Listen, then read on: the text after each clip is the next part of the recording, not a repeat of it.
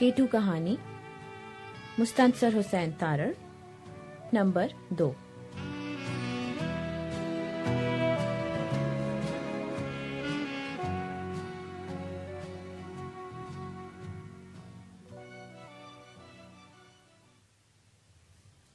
बुलंद चोटियों और पहाड़ों की ये ख्वाहिश नहीं होती कि इंसान इनके अब्दी सुकून में मुखल हो।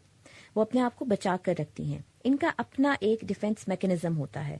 कभी इव लॉन्च गिरते हैं, कभी चट्टानें खिसक कर नीचे आ जाती हैं। जहाँ कुछ नहीं होता वहाँ दरारें पड़ने लगती हैं और फिर मौसम होता है। बुलंदी का अपना एक मोहलिक असर होता है। 18,000 फीट से मौत का इलाका या डेथ जोन शुरू हो जाता है। यकलख्त फेफड़े खत्म हो जाते हैं, दिल रुक सा जाता है, दिमाग में गड़बड़ हो सकती है और कुछ भी हो सकता है। लश्कर खान एक हाई पोर्टर एक गैर मुल्की कोपैमा के साथ बर्फ की एक नाजुक गैलरी पर केटू की चोटी की जानिब चढ़ रहा है। दोनों एक रस्से से बंधे हुए हैं। लश्कर खान बर्फ की दीवार को दोनों हाथों से थामे सोच रहा है कि ऊपर कैसे जाऊं, और एक सेकंड में इसका दिल रुकता है और वो मर जाता है।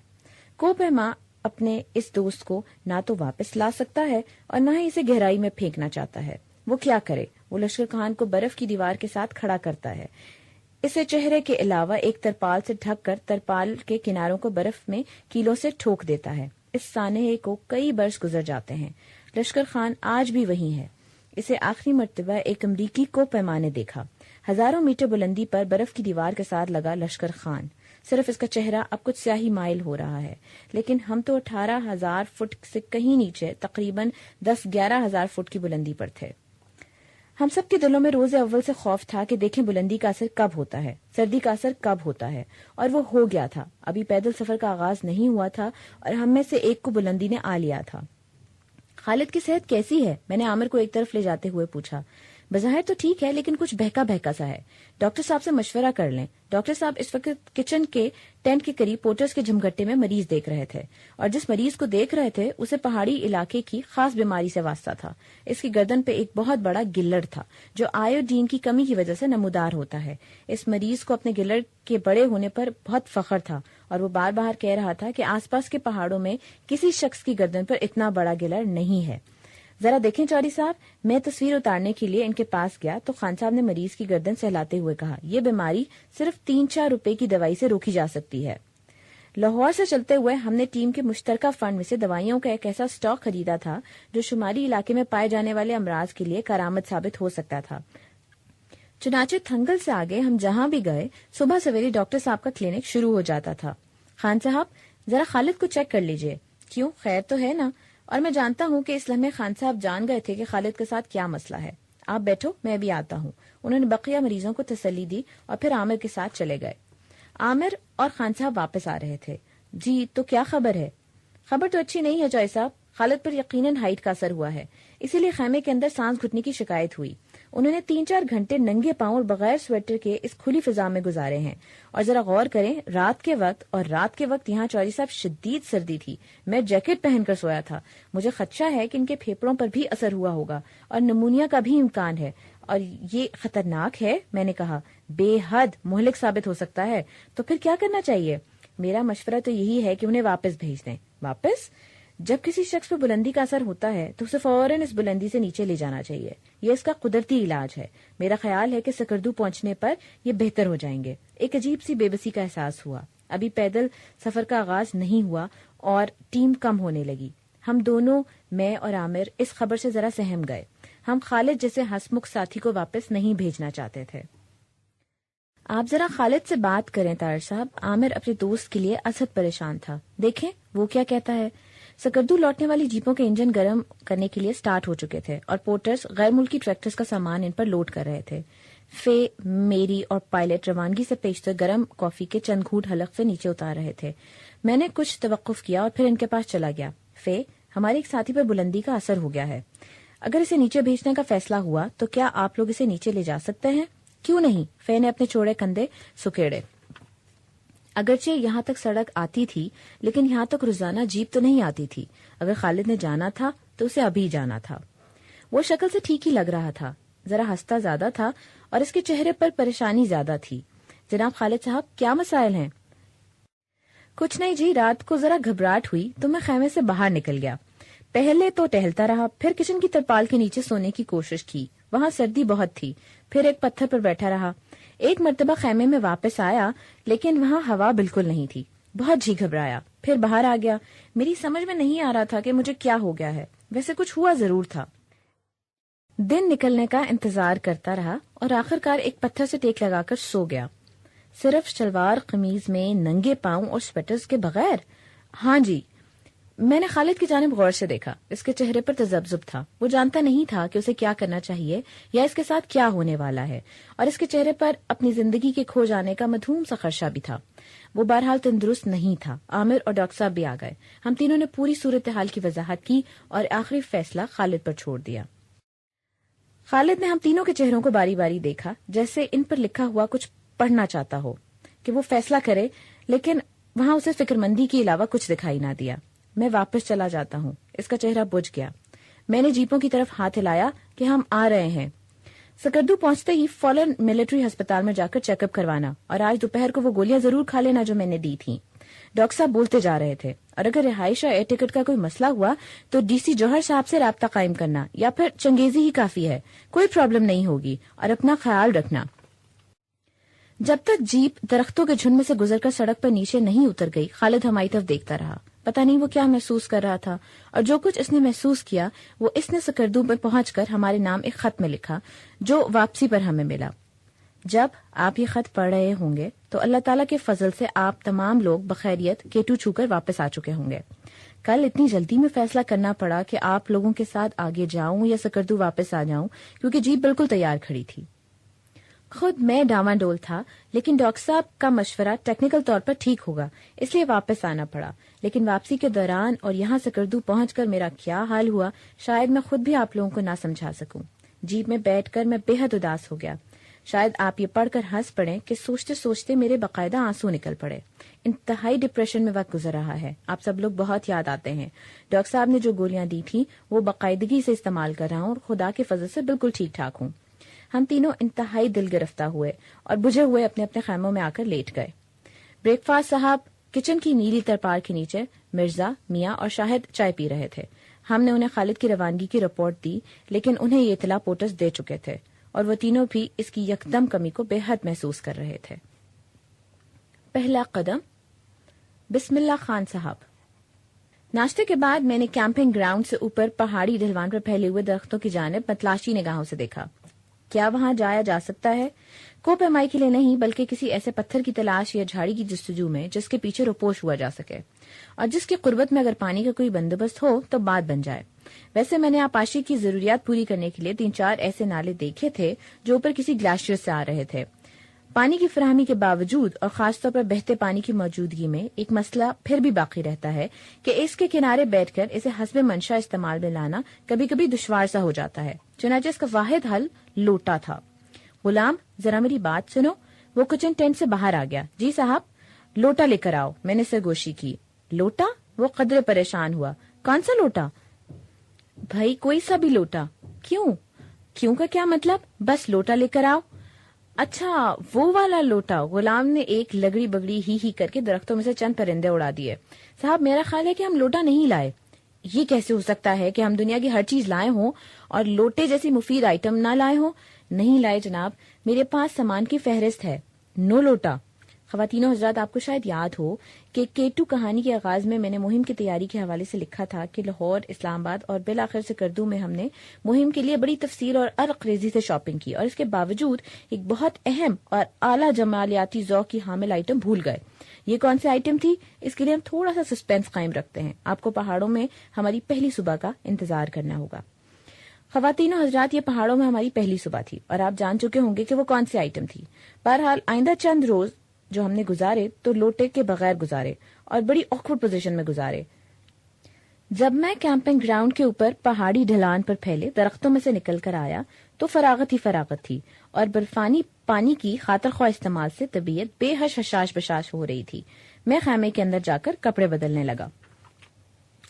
पैनासोनिक वीडियो कैमरा, 2 बैटरियां और एक फिल्में एक कैमरा केस में, एक बरसाती, एक स्वेटर, याशिका स्टिल कैमरा और फिल्में, सफरी नोट्स के लिए कागज और मार्कर, स्वीट्स और च्युइंगम के पैकेट, बटुआ, बच्चों की तस्वीरें, टॉयलेट का सामान और तौलिया, टिश्यू और हाँ, इसके अलावा पानी के लिए एक प्लास्टिक बॉटल।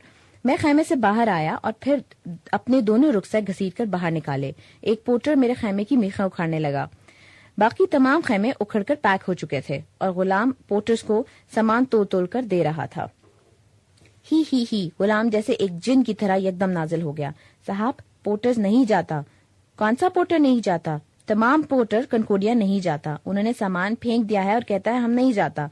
मैंने इधर देखा जिधर थोड़ी देर पहले निहायत पुरसुकून माहौल में सामान का वजन किया जा रहा था और हर पोर्टर इसे अपने रस्सों की मदद से बांध रहा था। वाकई सामान एक तरफ पड़ा था और पोर्टर हजरात एक दूसरे के साथ सर जोड़े बुलंद आवाज में झगड़ रहे थे। और पोर्टर्स ने सामान क्यों फेंक दिया और क्यों नहीं जाता? वो कहता है यूनिफॉर्म का पैसा भी दो, नहीं देता तो बूट दो, बरसाती दो, ऐनक दो और बकरा दो, छुट्टी का पैसा अलग दो और वापसी पर खाली आने का आधा मजदूरी दो। मैंने नीचे जाकर मुज़ाकरात शुरू कर दिए। पोर्टर हजरात मुझे घेर कर खड़े हो गए और इनमें से एक ने मतरजुम के फराइज अंजाम देने शुरू कर दिए। कभी मुझे गुस्सा आ जाता और मैं वॉकआउट कर जाता तो कोई पोर्टर मेरी दाढ़ी को हाथ लगाकर वापस ले आता। कभी तमाम पोर्टर्स वॉकआउट करने लगते तो मुतरजम इनकी मिन्नतें करके वापस ले आता। ऐसा भी होता कि पोर्टर एक फॉर्मूले पर इत्तफाक कर जाते, लेकिन पत्थर की दीवार पर बैठा कोई बूढ़ा पता नहीं क्या कह देता तो वो फिर बागी हो जाते। मेरा पारा चढ़ता गया और बिल आखिर मैं भी बागी हो गया। ठीक है, हम नहीं जाएंगे कनकोडिया, यहीं पर 10-12 दिन रहेंगे और वापस चले जाएंगे। ये लोग जीप पर बैठकर इधर आया है तो इसको किराया दे दो, ये भी वापस चला जाएगा, मुतरज्जिम ने मुस्कुराते हुए कहा, क्योंकि ये इधर उधर कुछ शरारत भी जारी थी। इस मौके पर डॉक्टर साहब आ गए। यहाँ क्या किस्सा है भाई, चलना नहीं, 10 बजने वाले हैं। मैंने उन्हें बताया कि अभी नहीं चलना क्योंकि मजदूरों ने हड़ताल कर दी है। कितनी रकम पर इख्तलाफ है? डॉक्टर साहब ने पूछा। ये तकरीबन 2000 रुपए ज्यादा मांग रहे हैं। चौधरी साहब, आप कैसे सियाने हैं, सिर्फ 2000 के लिए अपनी जिंदगी के बेहतरीन ट्रैक का सत्यानाश कर रहे हैं। हम में से हर एक के हिस्से में कितनी रकम आती है? 300-350 रुपए। आप 350 रुपए के लिए झगड़ रहे हैं? मैंने और शाहिद ने बारी बारी अपने सरों में खुजली की। वाकई हम 350 रुपए के लिए अपनी पूरी मुहिम को खतरे में डाल रहे थे। सुनाचे हम मान गए। वही पोर्टर जो थोड़ी देर पहले बुलंद आवाज में झगड़ रहे थे अब हंस रहे थे और हम पर दिलो जान से फिदा हो रहे थे। हर एक ने अपना सामान उठाया और चलना शुरू कर दिया। ठहरो, मैंने बुलंद आवाज में पुकारा। वो ठिठक गए कि शायद साहब अब फिर झगड़ा करेगा। मैंने सकरदू के बाद पहली मर्तबा अपना वीडियो कैमरा निकाला। सब पोर्टर एक कतार में खड़े हो जाएं और जब मैं इशारा करूं तो चलना शुरू कर दें और इनके पीछे टीम मेंबरान, लेकिन जब मैं इशारा करूं तब। मैंने कैंपिंग ग्राउंड से हटकर सड़क पे से वीडियो के लिए जाविया बनाया। जब मैंने व्यू फाइंडर में देखा तो वहां एक साकित तस्वीर थी। मैदान में मजदूरों की एक कतार बोझ से झुके हुए और ऊपर बुलंदी पर चोटियों की बर्फ के गिर्द बादल और नीचे सरसब्ज झुंड और गुलाबी रंग की एक झलक। मैंने सांस रोके रखा ताकि फिल्म में झटका न आए और हाथ से इशारा कर दिया। पोर्टर जरा झिझके और फिर एक दूसरे के साथ बल्ती जबान में बातें करने लगे। मैदान से निकलकर वो कच्ची सड़क पर आ जाते और व्यू फाइंडर से निकल जाते। आखिर में टीम मेंबरान चलते आ रहे थे। आमिर के दोनों हाथों में वॉकिंग स्टिक्स थीं और इसने हवा से बचाव के लिए चेहरे को एक रुमाल से ढक रखा था। सब लोग कैमरे से आगे से गुजर गए और फिर थंगल की कैंपिंग की साइट खाली हो गई। सब लोग गुजर गए लेकिन डॉक्टर साहब गायब थे। ये डॉक्टर साहब कहाँ गायब हैं? मैंने कैमरा ऑफ करके केस में रखते हुए पूछा। हम यहाँ हैं चौधरी साहब। डॉक्टर साहब मेरे ऐन पीछे खड़े थे और ब्राल्डो का नजारा कर रहे थे। हम इंतजार कर रहे थे कि चौधरी साहब फोटोग्राफी कर लें तो फिर इकट्ठा चलना शुरू करें। बिस्मिल्लाह खान साहब आइए। मैंने बिस्मिल्लाह पढ़ी और कनकोडिया की जानिब अपना पहला कदम उठा दिया। वैशी ब्राल्डो का पानी पियो और जवान हो जाओ। मौसम धूप वाला था। आसमान साफ था। सड़क खासी चौड़ी थी। तकरीबन बराबर में दरिया ब्राल्डो था जो ज्यादा शोरीला नहीं था कि यहाँ इसके रास्ते में चट्टानें कम थी और सतह भी हमवार थी। मेरे तन बदन में, सांस में खुशबख्ती और मुसरत को वो एहसास जागा जो हर कोहनवर्द का ख्वाब होता है। ट्रैकिंग का पहला दिन। आप ताज़ा दम और जहनी तौर पर आजाद। मौसम साफ और हवा में ताजगी के बू से आप अपने आप में मगन भी और पूरी लैंडस्केप अपने अंदर महसूस करते हुए भी आप चल रहे हैं और मुस्कुरा रहे हैं और जानबूझकर लंबे लंबे सांस लेकर हवा को अपने बदन में उतार रहे हैं। ہر پتھر، ہر جھاڑی، دریا کے چھینٹے اور ہر راستہ نیا ہے. یہ کائنات ابھی تخلیق ہوئی ہے اور آپ کے لیے ہوئی ہے. پتھروں کے درمیان میں خان صاحب اپنی واٹر بوٹل کو دریائے برالڈو کے پانیوں سے لبریز کر رہے تھے. چودھری صاحب، وحشی برالڈو کا پانی پیو گے تو جوان ہو جاؤ گے. ہو جاؤ گے کیا مطلب؟ ہم جوان ہیں، بس اسی طرح کے جوان ہیں جس طرح ملکہ پکھراج کی لرزتی ہوئی قدیم آواز کہتی ہے کہ ابھی تو میں جوان ہوں. یکدم ایک عجیب منظر آنکھوں کے سامنے آیا. سڑک ایک وسیع میدان میں داخل ہوئی. میدان اتنا بڑا تھا کہ یہاں 200 خیمے بآسانی لگ سکتے تھے. میدان کے کناروں کے نیچے برالڈو تھا جس کے پار ایک خوبصورت گاؤں تھا اور یہ گاؤں ذرا بلندی پر تھا. یہ میدان اسکولے کی مشہور خیمہ گاہ تھی. اب یہ ویران پڑی تھی کیونکہ سڑک ٹوٹنے کی وجہ سے جو سکردو سے آتا تھا وہ ہماری طرح تھنگل میں ہی ٹھہر جاتا تھا اور جو اوپر سے آتا تھا وہ بھی یہاں شب بسری کی بجائے تھنگل میں جا بستا تھا کیونکہ جیپیں وہاں تک آتی تھیں. یہ منظر جو ہمارے سامنے آیا تو عجیب اس لیے نہ تھا کیونکہ ہم اسکولے کی کیمپنگ گراؤنڈ کو دیکھ رہے تھے، بلکہ اس لیے ذرا حیران کرنے والا تھا کہ ہم جس سڑک پر چلتے ہوئے آ رہے تھے اس کے عین آگے ایک پہاڑ تھا. سڑک ایک ایسے یکلخت ختم ہوتی ہے جیسے پہلے تو تھی لیکن بعد میں اس پر پہاڑ گر پڑا. اسکولے روڈ بس یہاں تک آتی تھی اور ختم ہو جاتی تھی. اور اسکولے کہاں تھا؟ شاید وہ گاؤں جو برالڈو کے پار بلندی پر ہرے بھرے کھیتوں میں چھپا ہوا تھا.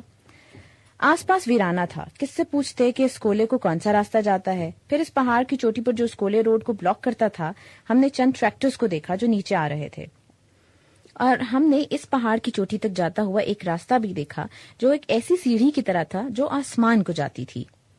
خان صاحب نے بوتھی اوپر کر کے گردن گھچائی. چودھری صاحب، ابتدائے عشق میں ہی اس قسم کی کتی چڑھائی آ گئی ہے تو آگے کیا ہوگا؟ آگے جا کر دیکھیں گے تو پتہ چلے گا کہ آگے کیا ہوگا. خان صاحب آپ پہلے بسم اللہ کریں، میں ذرا ٹھہر ٹھہر کر آؤں گا. نظارے دیکھتا ہوا. نظارے دیکھتا ہوا یا ہر 2 قدم پر سانس درست کرتا ہوا؟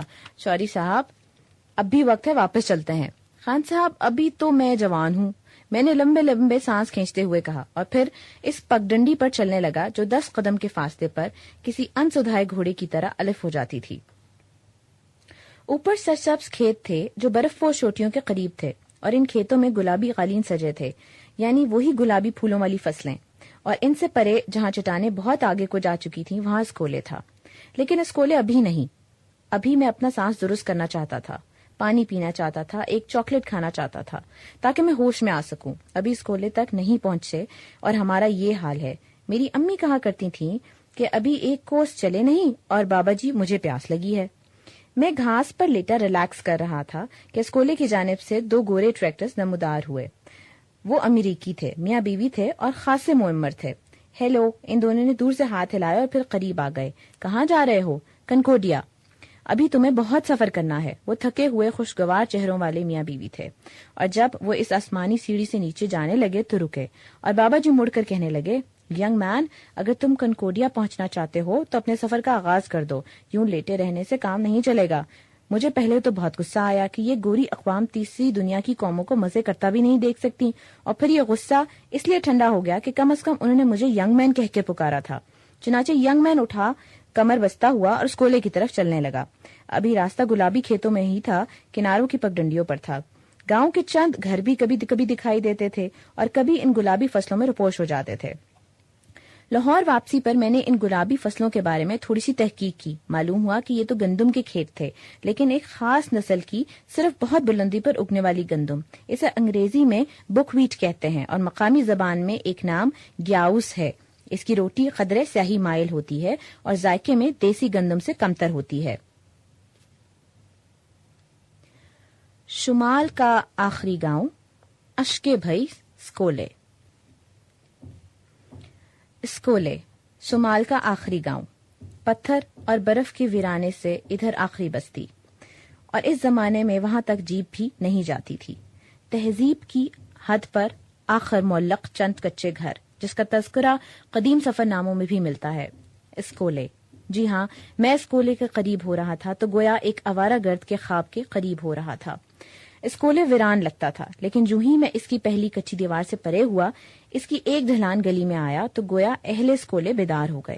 وہ گہری نیند میں تھے اور انہیں یہ احساس ہوا کہ باہر ہماری کچی گلی میں ایک حیران اور تھکا ہوا کوہ نور داخل ہوا ہے، اور وہ صرف اس لیے آ رہا ہے کہ جب اس کی آنکھیں مدھم ہونے لگیں اور جب وہ इस बिस्तर पर पड़ा हुआ जहां से आज तक कोई नहीं उठा, तो वो अपने गिर्द बच्चों को और इनके बच्चों को ये बता सके कि मैं स्कूले में था।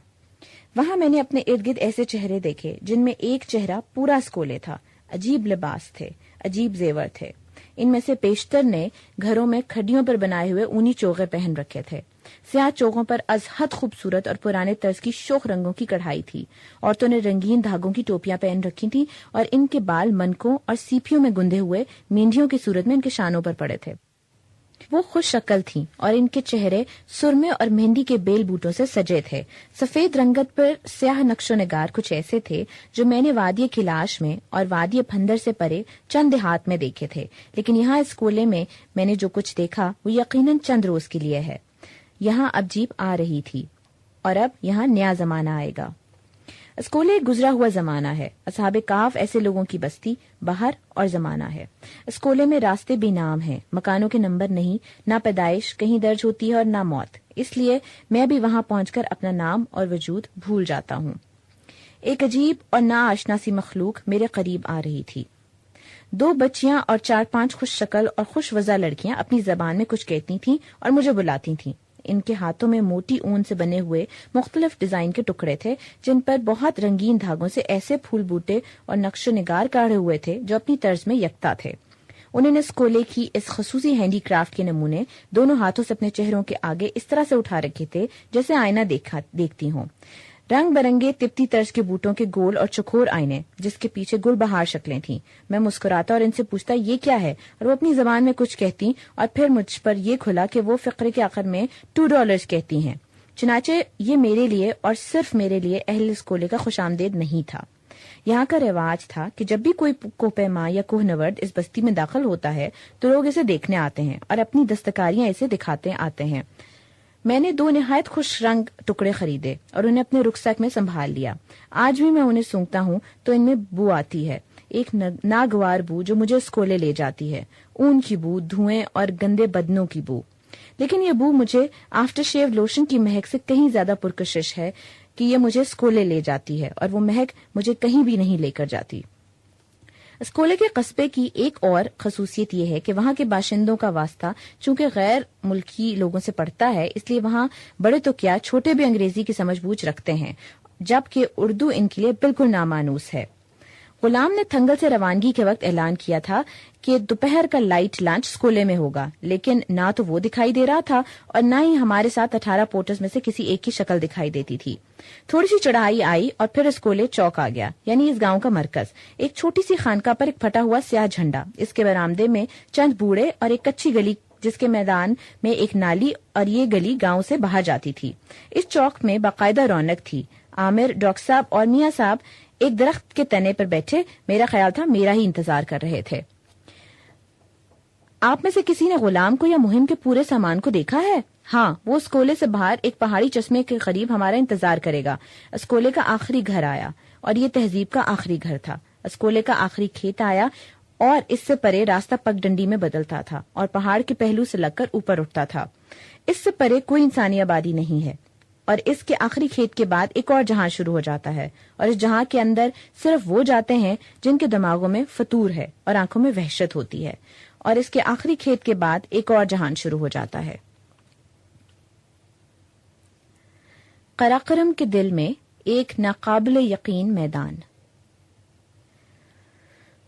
और इस जहां में हम जब दाखिल होते हैं और पानी की एक नाली के साथ साथ चलते जाते हैं और हमारे सरों पर एक बुलंद और सीधा पहाड़ है, तो हमें चंद बड़े बड़े पत्थर दिखाई देते हैं और इनके आसपास हमारे रंग बिरंगे रुकसैक हैं। नीले ड्रम में आटे और घी के कनस्तर हैं और चूल्हे जल रहे हैं और इन पर रखी केतलियों में से भाप उठ रही है, और ऊपर से एक छोटी सी आबशार की सूरत में एक चश्मा नीचे आ रहा है, जिसके पानियों से हम अपने चेहरे भिगोते हैं तो एक नई लहर जन्म लेती है जिसमें थकावट नाम को नहीं है। साहब, बकरा। मैं अभी अपना मिनी रुकसैक उतार नहीं पाया कि गुलाम मेरे सर पर मौजूद कि साहब बकरा, अब कोई और बकरा आ गया? नहीं साहब, वही पुराना बकरा, स्कूले से खरीदेंगे। स्कूले तो पीछे रह गया है, 2 पोर्टर जाएंगे और बकरा उठा लाएंगे।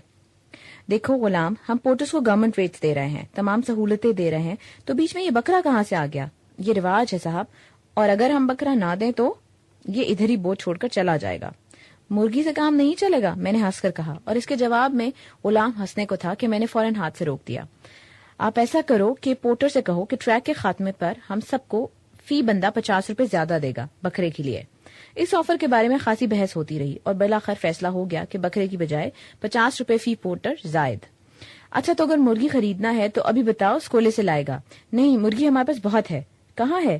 ٹین کے ڈبوں میں۔ میں ایک طرف ہو کر لیٹ گیا۔ اور کچھ کھانے کو ملے گا؟ ابھی ملے گا، کریکر کے ساتھ سارڈین مچھلی ملے گا، پنیر ملے گا، بسکٹ ملے گا اور چائے ملے گا، اور اس سے پہلے سوپ ملے گا۔ ہمیں سب کچھ ملا اور آبشار کا ٹھنڈا پانی ملا، اور ایک پھیلاؤ میں ایک بڑی وسعت میں جو سرد ہوا تھی وہ سانس لینے کے لیے ملی۔ صرف کبھی کبھی ہم اس پگڈنڈی کو مڑ کر دیکھتے تھے جس پر ہم چلتے ہوئے اسکولے سے آئے تھے، اور یہاں سے آخری کھیت دکھائی دیتا تھا، اور ہم سہم جاتے تھے کہ ہم آخری آبادی سے نکل آئے ہیں اور آگے ویرانہ ہے۔ آگے چونکہ پیدل سفر کا پہلا دن تھا، اس لیے ہر شخص فکر مند تھا کہ پتہ نہیں وہ آج کیسا چلے گا، لیکن ابھی تک صورتحال خاصی حوصلہ افزا تھی، لیکن ابھی تو ابتدائے عشق تھی۔ تھکے ہوئے بدن کو چونکہ آرام ملا تھا، خوراک ملی تھی، اس لیے اب چال میں روانی نہیں آ رہی تھی۔ پورٹر حضرات ایک ایک کر کے ہم سے آگے نکل گئے، کبھی نظر آتے کبھی غائب ہو جاتے، بالآخر کہیں پہاڑوں کے اندر گئے اور گم ہو گئے۔ بلتی پورٹرز کا طریقہ کار مجھے پسند نہیں آیا تھا۔ میرا خیال تھا کہ ہم سب ایک ٹیم کی طرح سفر کریں گے، راستے میں جو بھی مصیبت آئے گی، مشکل مقام آئیں گے، ان میں وہ ہمارے مددگار ثابت ہوں گے۔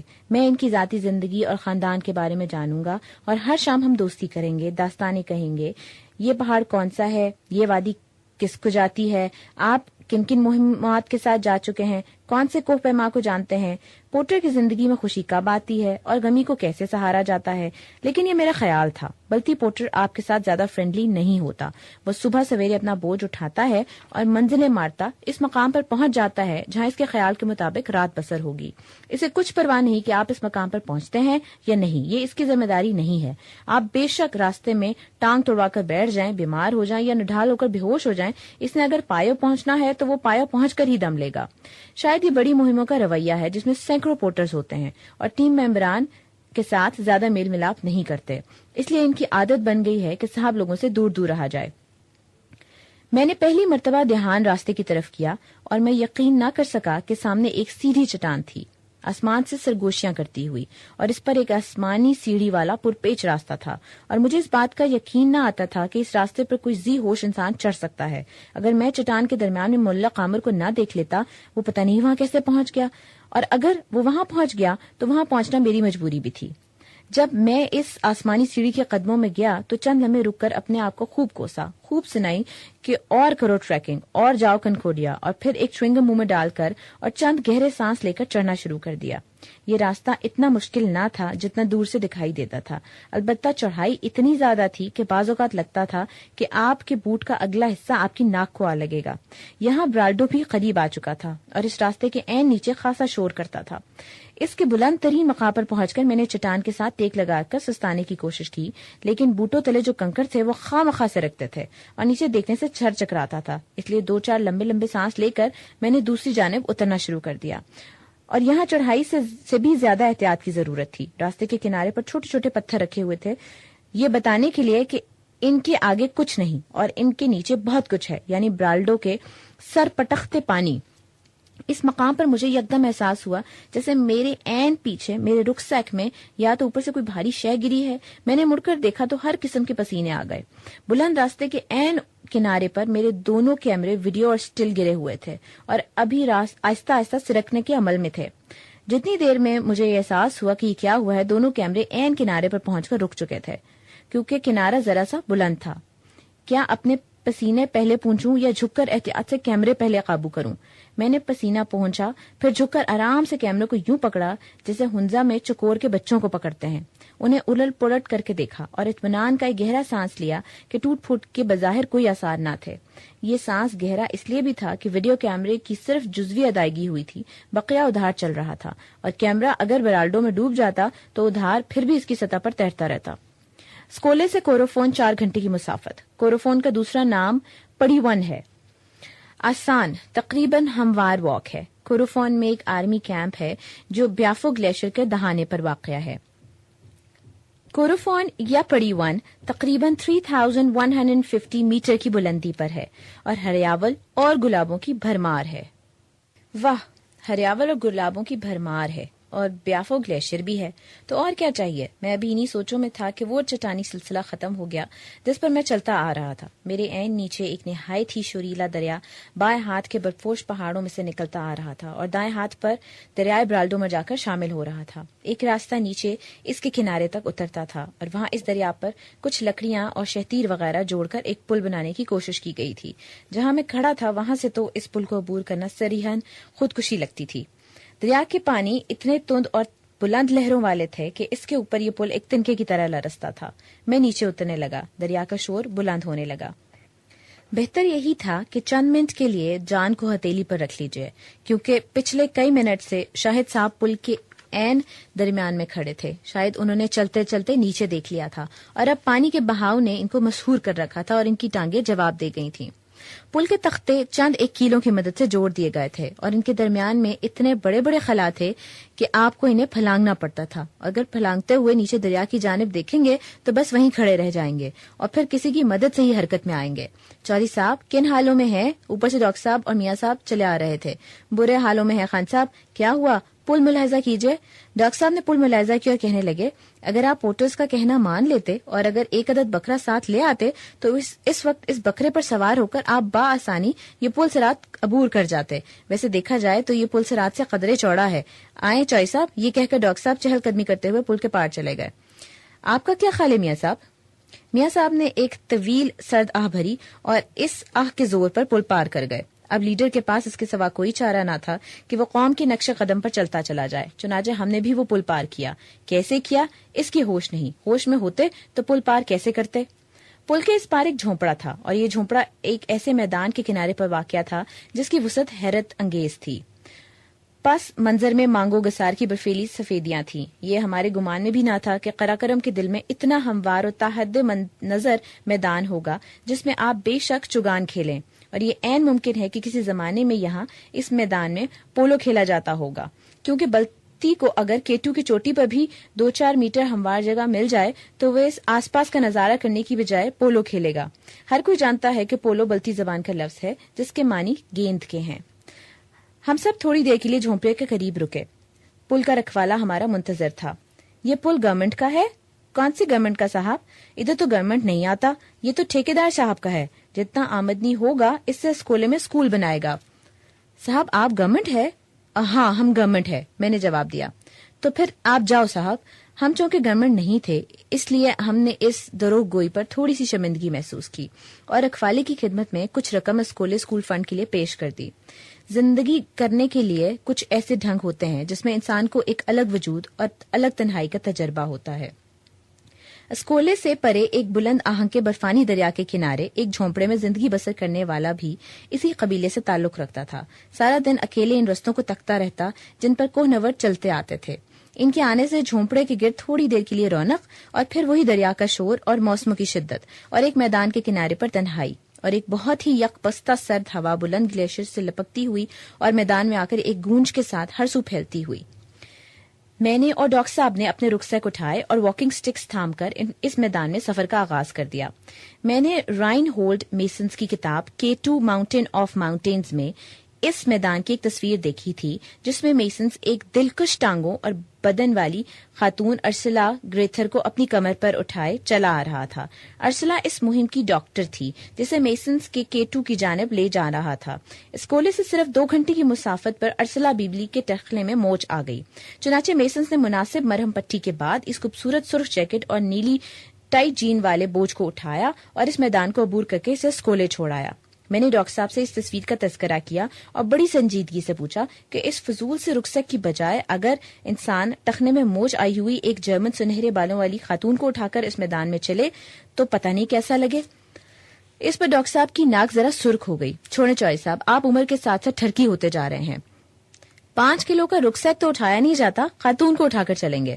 کیا خاتون کا وزن ہوتا ہے؟ میں نے ان کے اس فکر سے لطف اندوز ہوتے ہوئے کہا۔ کچھ کا تو ہوتا اور کچھ کا نہیں ہوتا۔ وہ بے اختیار مسکرانے لگے۔ ہماری پوری ٹیم بکھر چکی تھی۔ عامر کہیں آگے جا چکا تھا اور کبھی کبھار نظر آ جاتا۔ میاں صاحب غائب تھے، شاہد صاحب ہمارے پیچھے تھے۔ متعدد بار ہم ان کے لیے رکے، ایک رکے ہوئے پانی کے قریب ریت پر تھوڑی دیر کے لیے آرام کیا اور پھر چلنے لگے۔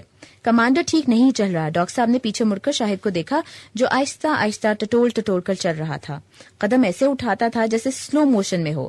چونکہ سفید ہیٹ اور سیاہ اینک میں وہ کچھ جاسوس سا لگتا تھا اور ایک ٹیلی ویژن سیریل کے مرکزی کردار کمانڈر سے مشابہ تھا, اس لیے ڈاکٹر صاحب نے اسے اکثر کمانڈر کہنا شروع کر دیا.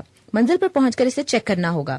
اس سے پیشتر تھنگل میں ڈاکٹر صاحب نے ٹیم ممبران کو پتہ نہیں کون کون سے وائٹامنز گولیاں دیں, اپنے ذاتی نگرانی میں کھلائی تھی اور ہدایت کی تھی کہ جب بھی پئیں سادہ پانی کی بجائے نمکول کا محلول پئیں تاکہ ڈی ہائیڈریشن کا سدباب ہو سکے.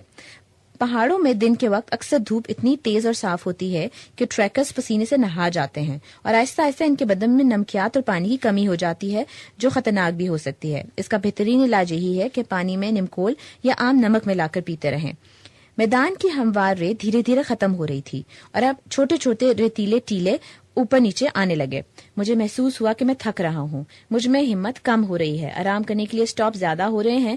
سانس میں تھوڑی سی دقت ہو رہی ہے. ایک جگہ واکنگ سٹک ریت میں گاڑ کر رخسار کو تانے لگا تو ڈاکٹر صاحب نے روک دیا. نہیں, ہمت کریں اور چلتے رہیں. میں پھر قدم گھسیٹنے لگا. تھکاوٹ مجھے مغلوب کرنے کی کوشش کر رہی تھی. چوئی صاحب, آپ کو جبران نام کیسا لگتا ہے؟ میری تمام تر توجہ گہرے سانس لینے اور قدم اٹھانے میں تھی, اس لیے میں نے حیرت سے ڈاکٹر صاحب کی طرف دیکھا اور ان کے چہرے پر جو سنجیدگی تھی اور جو ٹھہراؤ تھا اس نے مجھے مزید حیران کیا. جبران؟ آپ کیوں پوچھ رہے ہیں؟ بس یوں ہی خلیل جبران ذہن میں آتا ہے, اس لیے اچھا لگتا ہے. آپ نے خلیل جبران کو پڑھا ہے؟ ایک زمانے میں اس کا لکھا ہوا ایک ایک لفظ پڑھا تھا. کیسا لگا تھا؟ اس زمانے میں اس نے تباہ کر دیا تھا. اور اس زمانے میں؟ خان صاحب, آپ نے خلیل جبران کے بارے میں نہیں پوچھا تھا, جبران نام کے بارے میں پوچھا تھا. ہاں, میں اپنے بیٹے کا نام رکھنا چاہتا ہوں. ماشاءاللہ, میں اندر سے دل سے خوش ہوا. آپ نے بتایا ہی نہیں کہ آپ کا ایک بیٹا بھی ہے. ڈاکٹر صاحب کی ناک پھر خوشی سے سرخ ہو گئی. ہاں ماشاءاللہ, 4 ہفتے کا ہے. تو پھر اس کا نام جبران نہیں رکھا؟ نہیں, اس نام میں سختی تھی. میں نے اس کا نام رحمان رکھا ہے. چوئی صاحب, آپ جانتے ہیں کہ میرا بیٹا معصوم ہے. سبھی بچے معصوم ہوتے ہیں. نہیں, میرا بیٹا ذرا زیادہ معصوم ہے اور رہے گا, اور قیامت کے روز وہ میری اور اپنی ماں کی بخشش کا سبب بنے گا. میں نے ڈاکٹر صاحب کی طرف دیکھا. وہ کہیں اور تھے. میں کیا سوال کروں, میں کیا پوچھوں؟ لیکن تھوڑی دیر کے بعد تیز ہوا کے ساتھ ڈاکٹر صاحب کی مدھم آواز بھی آنے لگی. چوئی صاحب, کمال ہے, کسی نے مجھے میرے بیٹے کی مبارکباد ہی نہ دی. میں لیبر روم سے باہر آنے والی نرسوں کے منہ دیکھتا رہا اور وہ سر جھکائے چلی گئیں. میرے رشتے دار منہ لپیٹ کر رونے لگے, مجھ سے افسوس کرنے لگے. بس پھر میں نہ رہ سکا. چوئی صاحب, میں نے شاؤٹ کیا کہ بند کرو یہ رونا دھونا. اللہ تعالیٰ نے مجھے بیٹے سے نوازا ہے, ایسا بیٹا جو ہم سب کی بخشش کا سبب بنے گا, جو پیغمبروں کی طرح معصوم ہے. مجھے مبارکباد دو. اور پھر میں نے اپنے گھر کے دروازے پر یہ لکھوا لیا تاکہ محلے والے یہ جان سکیں کہ ڈاکٹر عمر کے گھر پہلا بیٹا پیدا ہوا ہے. کیا ہوا جو وہ منگولائڈ ہے, دوسرے بچوں کی طرح نارمل نہیں ہے؟ میرا بیٹا تو ہے. چوئی صاحب, لاہور واپسی پر آپ دیکھیے گا, بہت ہینڈسم ہے میرا بیٹا. یقیناً ہوگا. مجھے معلوم تھا کہ مجھے کچھ کہنا نہیں ہے, صرف سننا ہے, اس لیے خاموشی سے سنتا رہا. اور پھر میں صرف دوسروں کے رد عمل سے دکھی ہوا تھا. ایک عجیب سا ڈپریشن تھا. میں کہیں نکل جانا چاہتا تھا, اس اداس ماحول سے الگ ہونا چاہتا تھا. اور پھر trekking trip to Concordia, doctor volunteer, اخبار میں آپ کا اشتہار نظر آیا. تارڑ صاحب, آپ بالکل درست وقت پر آئے ہیں. مجھے ساتھ لانے کا بہت بہت شکریہ. آج کی شب ہم نے کوروفون میں کیمپ کرنا تھا. بیافو گلیشیر کے دہانے پر ہریاول اور گلابوں کی بھرمار. لیکن یہ ہے کہاں, کتنی دور ہے؟ ہمیں بتایا گیا تھا کہ جہاں یہ میدان اختتام کو پہنچے گا وہ سامنے جو بلند پہاڑ ہیں ان کے دامن میں کوروفون ہے. میری تھکاوٹ اب ناقابل برداشت ہوتی جا رہی تھی. اگر ڈاکٹر صاحب میری دیکھ بھال میں مصروف نہ ہوتے تو میں کب کا رکسیک سرہانے رکھ کر خواب خرگوش کے مزے لوٹ رہا ہوتا.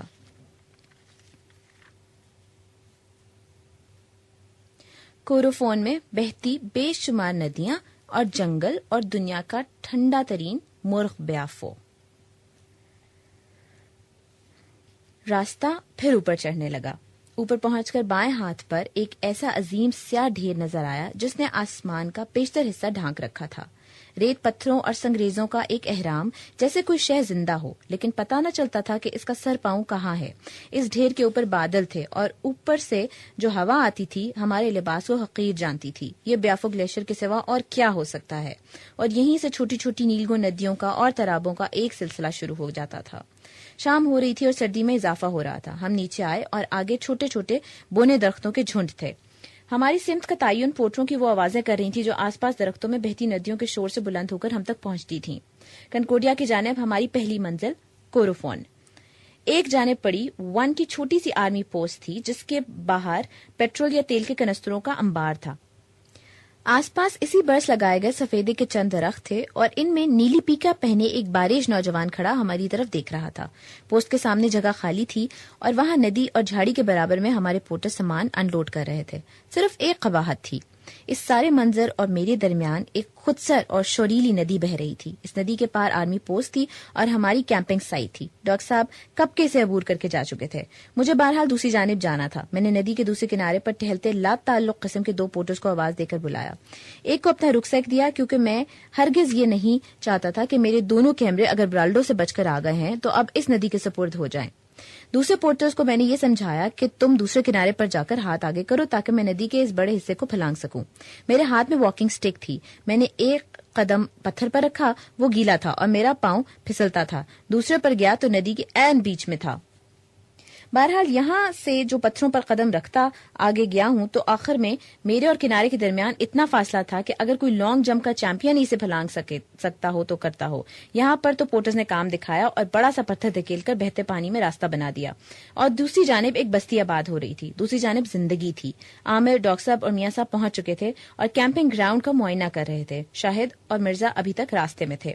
ہمارا کچن بھی تیار تھا اور جو ہی میں نے اندر جھانکا غلام نے نوڈل سوپ کا ایک مگ میرے ہاتھ میں تھما دیا. اس سے پیشتر سب لوگوں نے انرجائل کے مالٹا ذائقے والے 3 مگ پیے تھے. شمال کے ان شدت کے موسموں والے علاقے میں آپ جہاں بھی جائیں گے آپ کو انرجائل پلایا جائے گا کہ یہ ان بلندیوں پر بے حد مفید ہے اور طاقت بھی دیتا ہے، اور پھر چائے پیش کی جائے گی.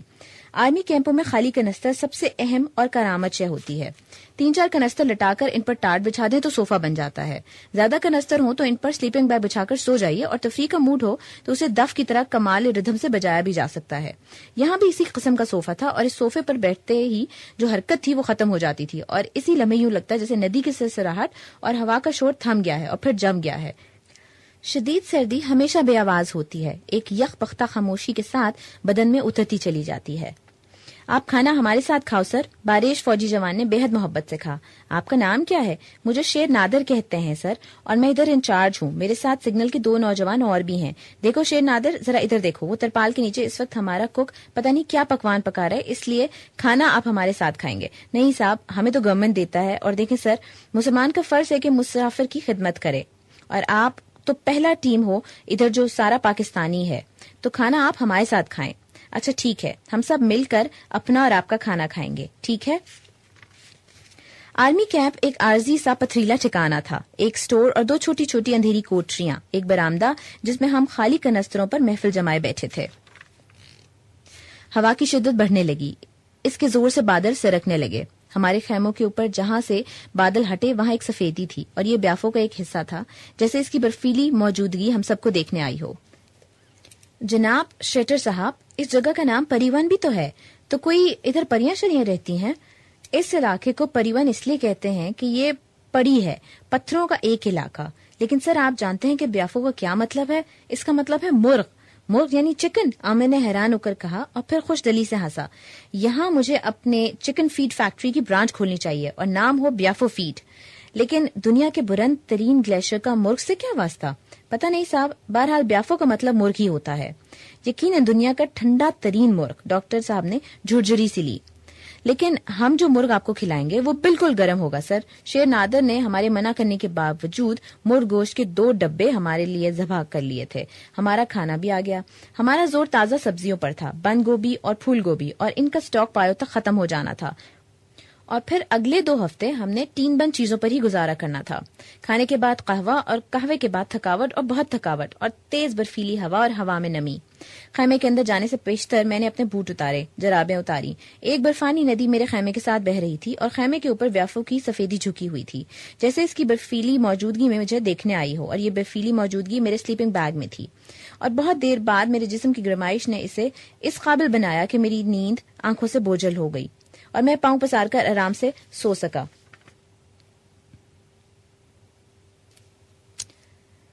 ندی کا صاف پانی تصویر لے رہا ہو اور بڑا سفید پتھر. میں نے ہاتھ سلیپنگ بیگ سے باہر نکالا تو وہ خیمے کے پردے سے ٹکرایا اور پردہ بھیگا ہوا تھا.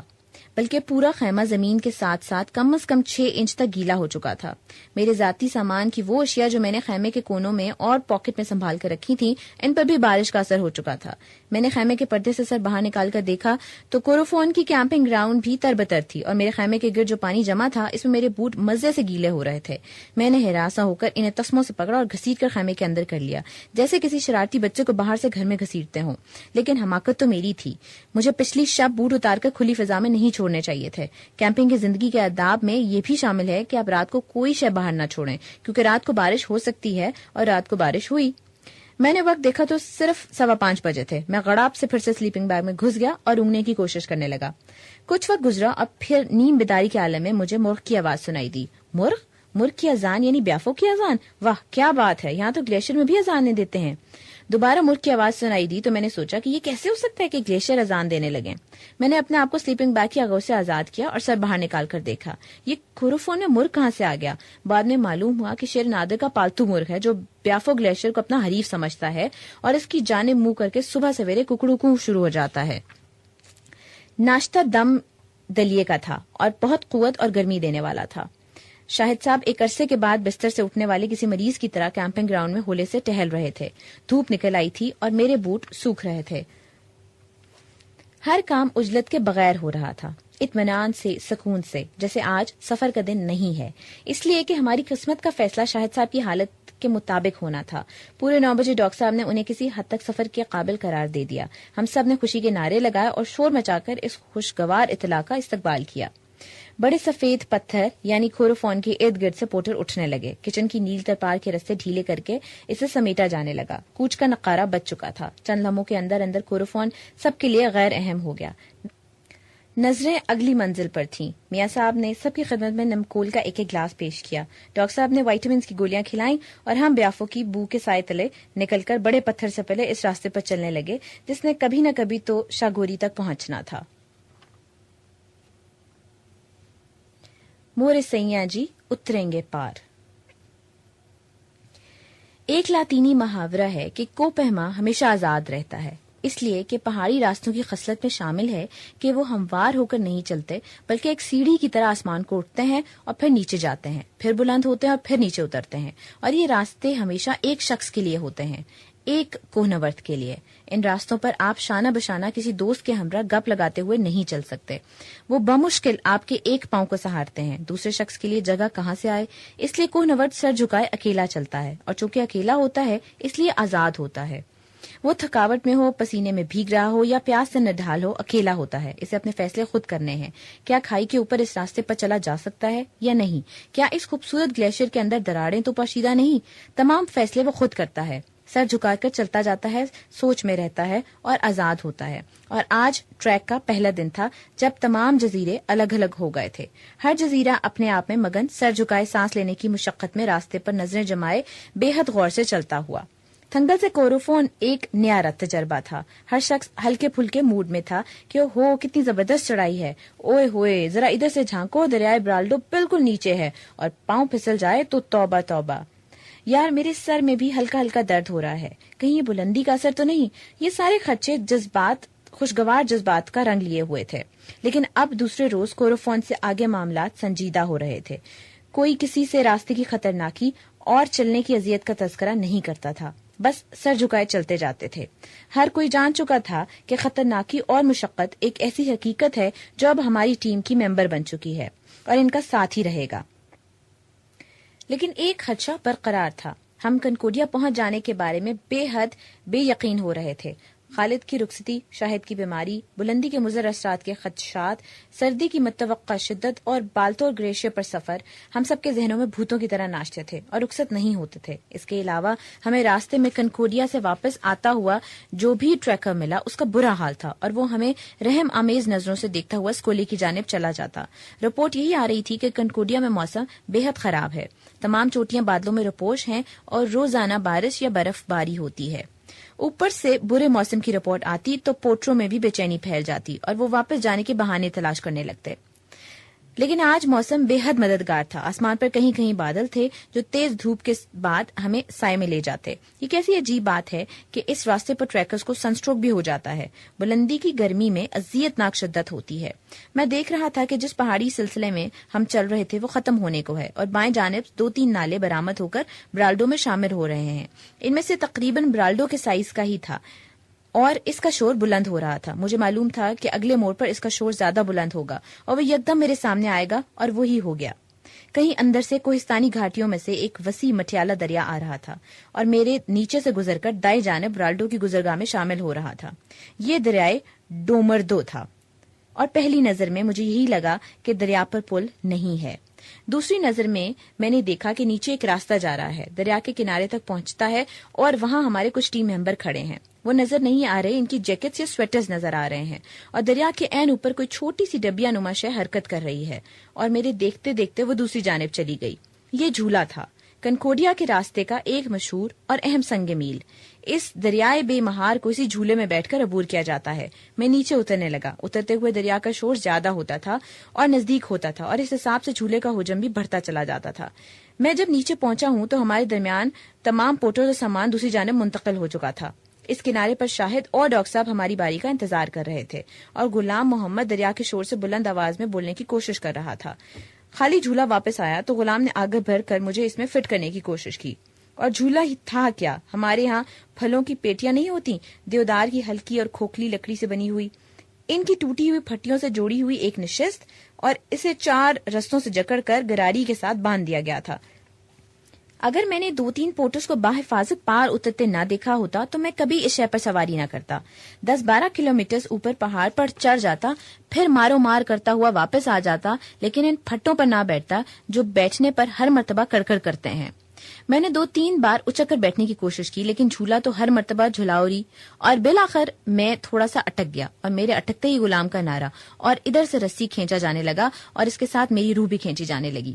نیچے دیکھا تو یوں لگا جیسے جھولا ایک ناتواں رسے سے لٹک نہیں رہا بلکہ دریا میں گر چکا ہے اور بہتا چلا جا رہا ہے. ہر طرف گھمن گھیریاں تھیں. دریا کا بہاؤ اس طرح کی دھار کی طرح تیز اور پرشور تھا. مورے سیاں جی اتریں گے پار, ندیاں دھیرے بہو. لیکن یہ ندیاں دھیرے بہنے والی تھی ہی نہیں. بے شک سیاں جی کی روح قفس سے انصری سے پرواز کر جائے. جھولا دوسرے کنارے پر پہنچ چکا تھا. ہماری مہم کا سامان پتھروں پر پڑا تھا اور پورٹرز سستا رہے تھے اور جو صاحبان ادھر آ چکے تھے وہ اتنے خوش تھے جیسے کنکوڈیا پہنچ گئے ہوں. شاہد اور ڈاکٹر صاحب بھی جھولتے ہوئے آ گئے. ہماری معلومات کے مطابق جھولے کے فوراً بعد ایک اور نالا عبور کرنا پڑتا تھا اور وہاں پل یا جھولا وغیرہ نہیں تھے. آپ اس کے تیز پانیوں میں واکنگ سٹکس کے ذریعے سے واک کر کے اور رسے کی مدد سے اترتے تھے اور پار کرتے تھے. لیکن آج ہم خوش قسمت ٹھہرے تھے کہ نالے میں پانی کم تھا. شاید بلندیوں پر موسم کی خرابی کی وجہ سے برف کم پگھل رہی تھی. ہم اس میں ابھرے ہوئے پتھروں پر قدم رکھتے ہوئے آسانی سے دوسری طرف چلے گئے. نیلی جھاڑیوں والے میدان میں دنیا کی خوبصورت ترین لڑکی سے ملاقات. ایک بار پھر ہم برالڈو کی وادی میں تھے اور ایک میدان میں تھے. دریا کے ساتھ ایک ریتیلا میدان تھا جس میں چھوٹی چھوٹی نیلاہٹ والی جھاڑیاں اور نیلا آسمان اور پہاڑوں پر تھوڑی تھوڑی برف. اور میدان میں ایک راستہ دور تک جہاں تک آپ دیکھ سکیں.